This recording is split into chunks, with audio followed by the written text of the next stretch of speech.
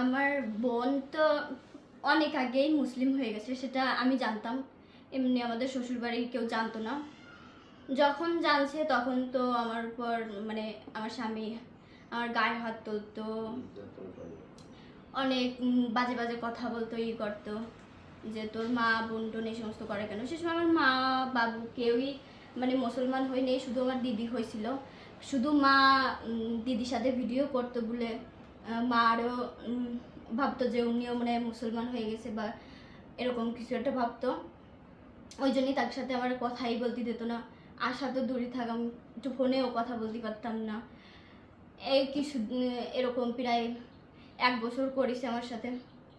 1 বছর করার পর তার একটু কয়দিন পরে যখন মানুষও বলতো যে বাইরে টারে গেলে ওনাকে বলতো যে তোর বিয়ে নেই, এরকম তোর শালি এরকম, ওনরাও শুনলি টুললি আমার সাথে আরও বেশি করতো। গ্রামের লোকজন কথা শুনে আরও বেশি আমার পর নির্যাতন করতো, মারধর করতো।